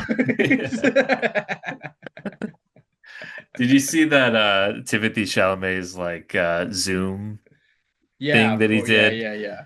The And he's like, Schwab. Shwap, Yeah, yeah, shwap. yeah, Yeah. yeah. So I do that. And guess what? Number three, we both said weapons. Shwap. Schwab. Yeah, yeah, yeah, yeah. That video felt for me. I was like, what is happening right now. I was like, I kind of like this, but I don't really know what's happening right now. Yeah, it took me a couple of minutes before I got it. Um, that it wasn't a real because I thought, oh, maybe for marketing they're just showing the real See, if like meeting they SNL was had, in its had good people working there like nowadays. us. Yeah. Yeah, exactly, like me. Like they would probably someone would write like something to that video of that Zoom call, but like all I see are like memes, like that are okay. You know what I mean? I see Yeah. okay memes about it, but like I think that video is built to be spoofed, you know? Because like look at all the Yeah. people who are like staring at him and have to like agree with everything he's saying because he's like a man of power and shit. But Yeah. like at the same time, he's also just like kind of he's a very impressive dude for sure. I'm not no lie, but he's also kind of like in ways a very crazy kid. You know that Yes. you have Yeah. that these all these like adults in marketing are forced to listen to and just Yeah, like whatever you want, Mr. Chalamet. well Yeah. yeah no and like there's points in the video where he's literally like ordering them to do things. Like he's Yeah. literally like, hey, what does this mean? What do you think of? Yeah. Blue. And they're It's like, like, blue. okay, this is a pen. And what do you think of when you see a pen? Yeah, yeah, yeah. And it's just like dead. Like Right, right. And it's just like, writing your name. Yeah, it's like yeah. yeah, yeah, no, it's like he's leading the class, but he's just like this fucking this cocky kid, you know what I Yeah. mean? Who's like, And then these like actual adults are like, yeah, they're taking orders right, from right, him. right. He probably has all his meals made for him. He's probably just getting fucked like crazy whenever he wants. But anyways, we're talking about weapons, and I don't remember what led us off that. I don't know. Yeah. Well, well, we were just talking about Marty Supreme, and then I think we had just like shifted to weapons, so maybe it's still Maybe. on our mind. But yeah, weapons. The Yeah. next Zach Krieger movie, him and Jordan Peele have like kind of solidified themselves as like they've Mm. started in the sketch comedy world and are now doing their own thing and making like original See, it horror shows that sketch movies. comedy can be transferable to other things too. Like Exactly. maybe Robert Smigel should consider Oh my God. We need directing. we need Smigel to make a horror movie now. Oh my Yeah, God. yeah. We stop what we're doing now. We have to reach him somehow. Right. Um but yeah, I loved Weapons. I thought it was like original and I never knew where it was going. I didn't know what the end game was. I also didn't know about the witch, so to speak. I didn't know about her character at all leading up to the Right. movie. Me And neither. then just seeing her like in her orange like get up Mhm. from a Yeah. distance, I thought that was like brilliant to like unnerving and also you Mm. have no idea who this person is, what she represents, what how she's connected at all to this like um Yeah. to this school. Great jump scares too. Some like they weren't cheap at Yeah. all. They Yeah. were like Yeah. See genuinely that's what I was worried about. I remember like I terrifying. was worried about the jump scares Yeah. way back in August when we talked about. I Yeah. was like, how many jump scares are there, John? You're like, there's a few. And I'm like, ooh. But I think they're like earned in a way. I They guess are. They are. They're not like cheap. They're not yeah. cheap. As when she's Because you there's that still don't know moment. what the fuck is going on. They Yeah. don't reveal shit, you know? There's that one scene where the teacher is like looking through the window, trying Yeah, to yeah. see through the newspaper, and you're like, something, there's got to be some like jump scare, something that happens. And then it turns into, spoiler, turns into it's like two people, like silhouettes of people just Right. sitting on a couch. Right. And that is just like terrifying because you don't understand it. Like, what is like, it's just like a simple thing, but Yeah. um, yeah, very unnerving. Yeah. And yeah, I thought the kid again, shout out to Mhm. this kid actor that I also don't know his name, but he did great. And Yeah. And Amy Madigan, I think that's the actress's name who plays um, the witch, the aunt, or whatever. She was Right. also incredible. Yeah. So yeah, weapons love it. This is actually one I need to rewatch too. Same, It's same. been too Yeah. long. I really think it's one that like once you know everything that happens, you could really pick it apart in a not in a really satisfying way. Yeah, Yeah, yeah, yeah. I think I like this one a lot more than Barbarian, but I also liked Barbarian a lot. But this one I yeah, liked a lot more just because it's just really, really unique and really just kind of brilliant in a way that you never would expect. It's like he invented a different kind of brilliant, and yeah, it's definitely like since I've only seen it once, it's stuck in my mind. Like as I'm about to go to bed, I'll like think about like the whole idea of it and the concept and how it all turns out and the situation, yeah. and I'm just like, it's pretty wild. That's fucking scary. Yeah, Pretty wild. Yeah, yeah. yeah. I'm like, that's creepy shit. Yeah, pretty much. And just there's so many like things to like about it, like how funny it is, like throughout. Yeah, It in ways it's like the darkest movie of all time, but yet it's also so funny. It keeps it yeah, light throughout. And the way the kids run, yeah. like it's also that's very funny and like kind of fun. And like Josh Brolin's great in this movie, and um, I think it's one where if you like enjoy with a group of people, like, and you've seen the movie, you can have a great time, like, and have share a lot of laughs. And um, I think the rewatch of value of this movie could be pretty high. Uh, Yeah. and I would love to rewatch it, just not alone. I rewatched Barbarian once on a like with a on a date with a girl, so maybe same thing here.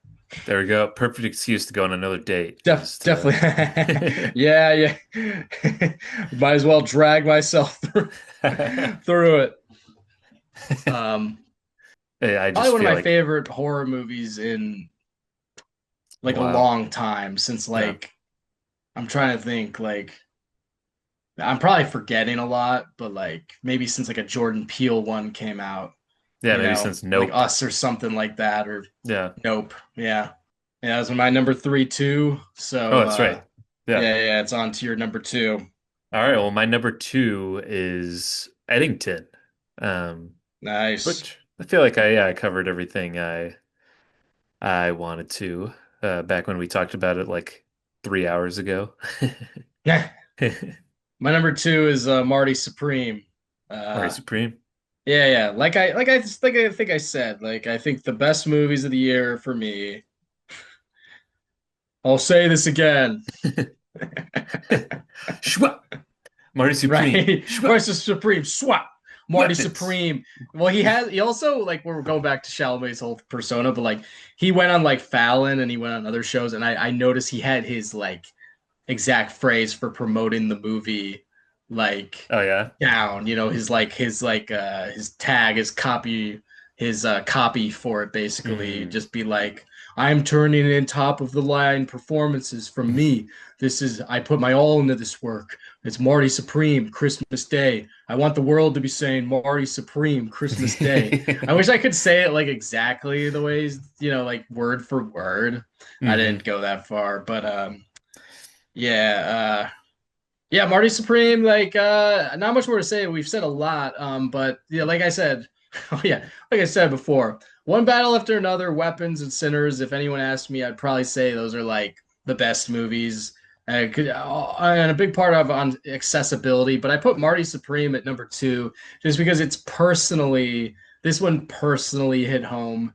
I think it's kind of a little like when I remember I had movies like The Beach Bum and Honey Boy at the top of my like 2019 list. Yeah. Yeah, a year where Uncut Gems was out and Once Upon a Time. I'm not saying I'm doing the same thing here because those were kind of outlandish.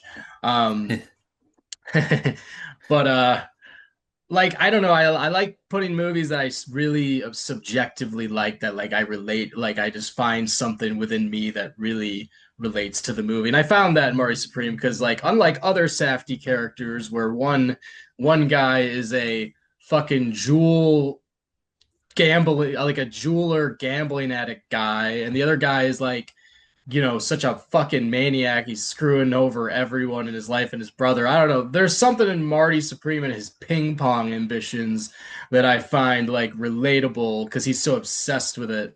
And made me want to take up ping pong.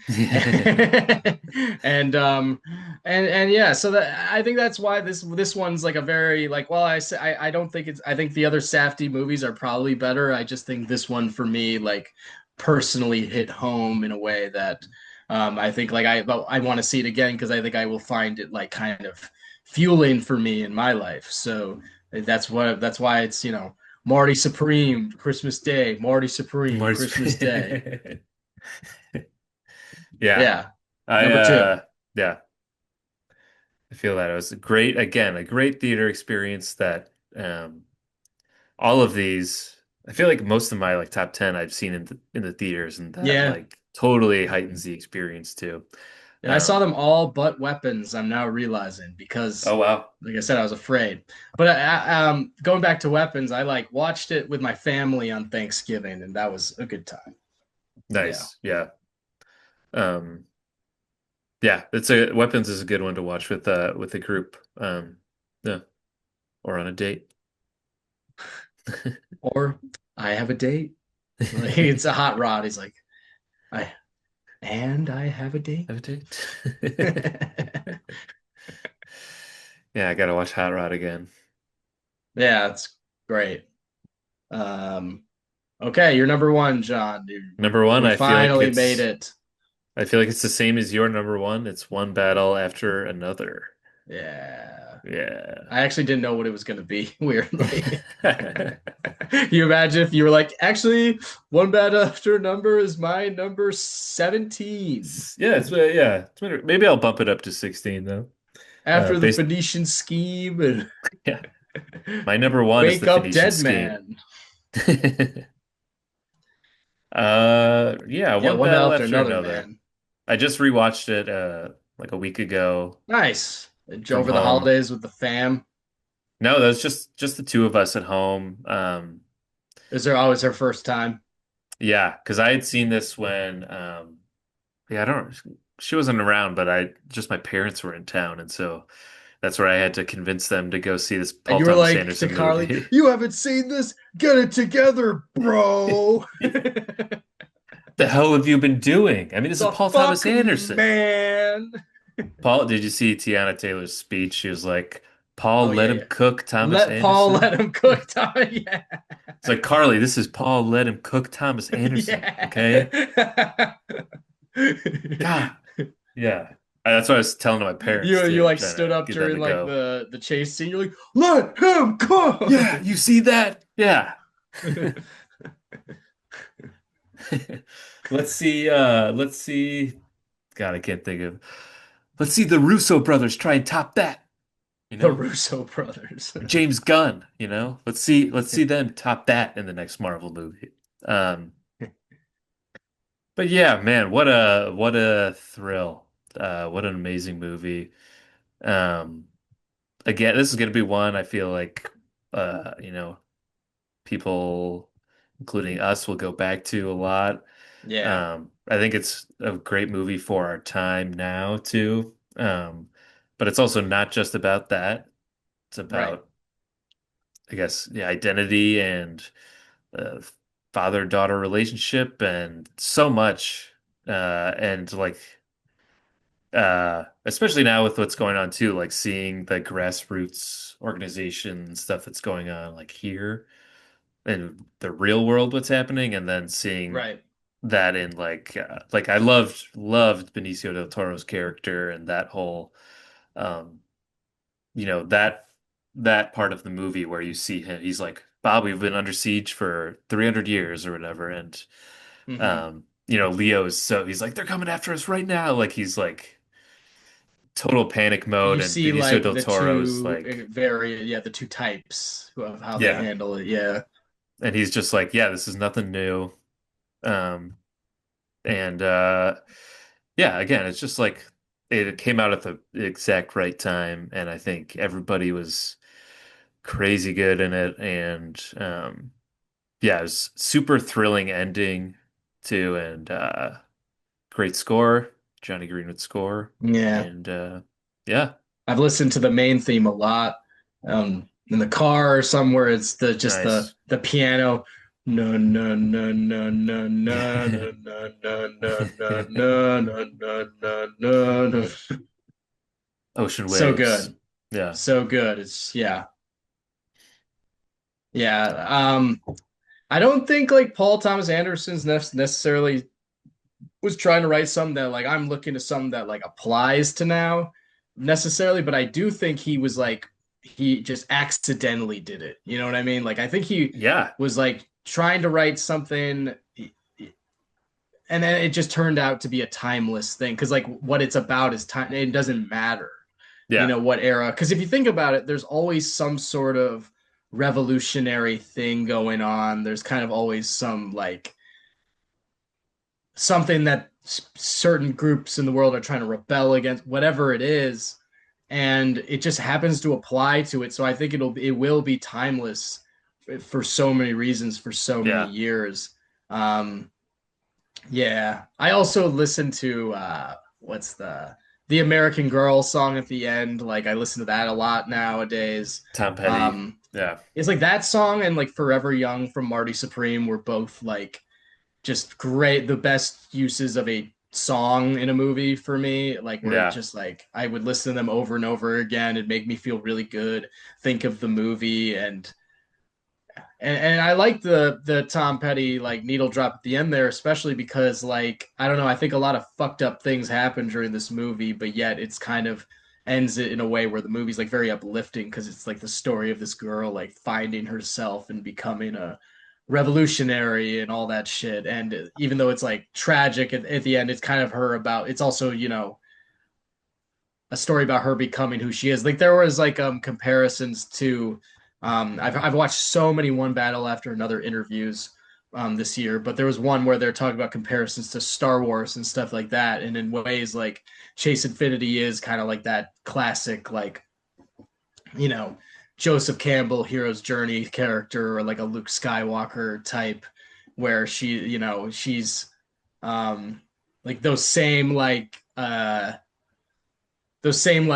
dots or whatever are left for her to find and become herself. Those same like story like tropes are there for Chase to become, but it's just in such a different like realm than we're used to than like say Star Wars or Harry Potter and because it's a Paul Thomas Anderson movie and it's Thomas Pynchon and it's very weird and it's super well made and shot really great and it also takes place in our actual world. Um, yeah, there's so many different genres it is in a way of a movie. You know what I mean? Yeah. Like it transcends so many different genres, and you could say it's inspired by so many different like directors. You could see like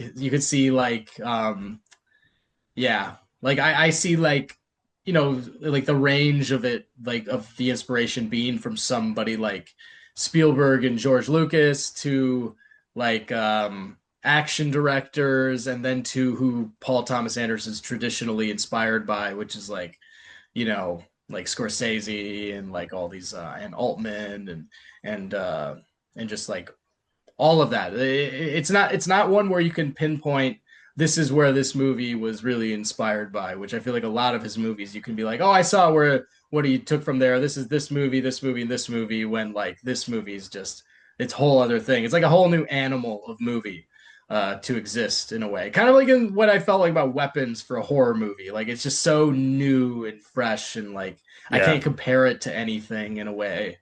Um, Yeah. yeah, the passion for this movie runs deep. Um, and yeah, and especially since it's on Max now, the urge is always like I'm always like I could throw that on, even though it's like 2.5 hours and it's heavy and whatever. I don't know. There's it's also fun.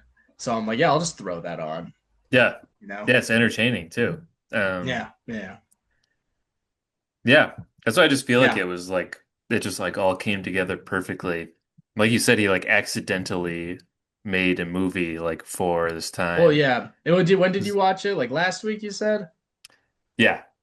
Yeah, so it's like right in the middle of everything that's going on by you too. It's like a perfect movie to watch Yeah.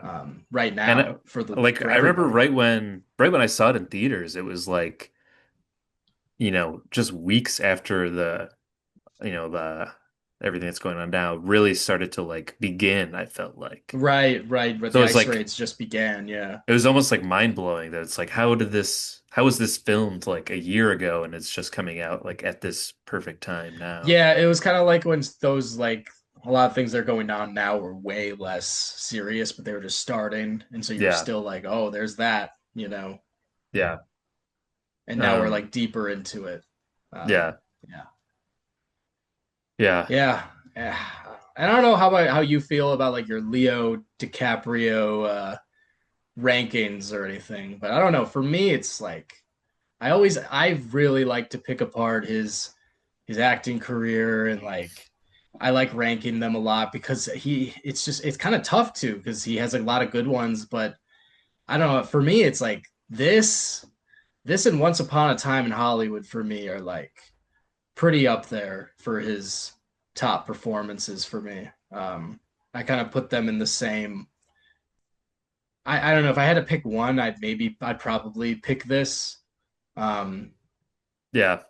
yeah, Yeah, I think like I don't know, I feel like there's almost like a couple different categories of Leo, like yeah, young Leo and then yeah. There's him like now Catch Me and If You Can Leo. There's like The yeah. Departed Leo. There's Wolf of Wall Street Leo, which is arguably his best as well. Hmm. Um, Yeah. I think Django Leo is pretty good. Django, yeah. Yeah, It's so hard to like think of all yeah, of them. But yeah, I do think like of the like the re more recent Leo, this is like my favorite of his. And of course, yeah, like if I were to rank like other ones, Catch Me If You Can and Wolf of Wall Street would be up there yeah, too. Um yeah, he's just good at yeah. what he does. He's fantastic in it. Yeah, yeah. Yeah. I mean, he will do those things I say where he's like, I've delved a lot into cinema history, and I'll be like, oh my God, this guy. And then, but also I have nothing but respect because the man like does a movie every like 3 years or whatever, and it's like every time he does it, it's an incredible movie, and he's fantastic in it. And Hmm. so like he does have the persona where he's like, I'm all about the craft of film and the art of cinema and stuff like that. But then like it does show what in his work. Like his Yeah. work definitely backs it up.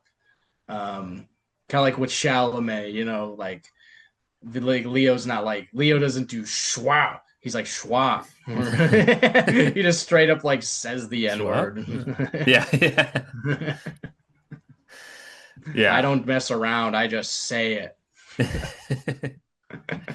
In a way, Timothy does seem like kind of the next The next Leo Leo, yeah. guy, Oh, I'm sure he'll calm down eventually. Like this is just a phase. He'll Yeah. calm down the way Leo does. And Because he'll be even I like, mean like I've he's been through so much and I don't really have that anymore. I've worked with Martin Scorsese 6 times. I feel like even with how much how many like interviews and stuff Chalamet's done, I still feel like there is like a mystique to who he really is. I don't know, like Sure, sure, as a yeah. person. Outside of the Um, work, you know what I mean? yeah, yeah. Yeah. Um, yeah, I guess I don't have much else to say. Yeah. Yeah, I really hope that One Battle wins a lot of Oscars. It's been cool for me to see um my favorite director winning Golden Globes and other awards. He's getting a lot of his flowers, and it's really cool because he's a wonderful man. That PTA, and I hope it happens at the Oscars. Yeah. Yeah. Uh, you see that like there's like a Maya Rudolph interview where I forget like it's I don't know something who knows what it Or was, but she's like like, listening to music. Is yeah, that the yeah, one? yeah, yeah, yeah, yeah, yeah. And Yeah, I've seen it asks her like about Paul or something or Boogie Nights or something, like and she's like, yeah, the music in his movies or something. Like I think yeah, that's what yeah. he's She playing. identifies it, and I think they ask a follow-up question about like they ask her something like, "Do you watch Boogie Nights?" or something like that, and then she's like, she goes like, "Oh yeah, I just put on my wifey outfit and I just cuddle up and watch Boogie Nights." It's pretty funny. She's so funny too. Yeah, they're Oh yeah, she's one of the funniest people there is. yeah. Did we talk about this scene in like Pop Star? We were talking about Pop Star before, but where she says the hard R, hard N word, like in Pop Star. I don't remember that. No. It's this insane clip where they're like, they're like going over these refrigerators, and she's selling him a refrigerator, and she's like, he goes like, "Is that right, ma? Is that right, ma?" And then she goes like, "Yeah, that's right, my, that's right." But she goes the hard R, and they're like, "Whoa, the hard R!" It's one of the God, funniest things I've ever seen. Like, I don't I didn't remember that she was in that um it's just one scene, but one like, scene. there's so many little clips in that movie, you're not gonna remember everybody that's in it. Oh yeah. Yeah, I did see a clip the other day of speaking of Will Arnett too, which he was great in this when they do like the TMZ um Oh yeah, yeah, yeah, thing yeah, and yeah. where they're like goofing on Connor for real. And it's like Right, Chelsea and they're like, Peretti and Eric "Oh," and like, stop. Andre. Isn't like Stavros there? Is that Stavros or is it someone else? Not Stavros. All I can remember is Chelsea Peretti and Eric Eric Andre's Andre there. Eric Andre. Yeah, yeah. He's like, and Mike "Ah!" Birbiglia. Yeah, he's like, Yeah, Mike. Oh, Mike Birbiglia is one. yeah, he's got like a blonde wig on. Um, Yeah, yeah, yeah. but they're like, Will Arnett just like keeps getting a bigger and bigger like water like jug to drink out of, and he's like just like sipping on it. And then they're like, Connor has gone off the deep end for real. And then Will Arnett's like, for real. And then they're all like, ah, Yeah, like yeah, yeah, losing their yeah. minds. Those Yeah, scenes are all great. that's a great movie, Pop Star. Yeah, it really is. Yeah. Um, yeah. Well, then there it is. Our number one movie of the year is Pop Star. Never Yeah, stopping. yeah.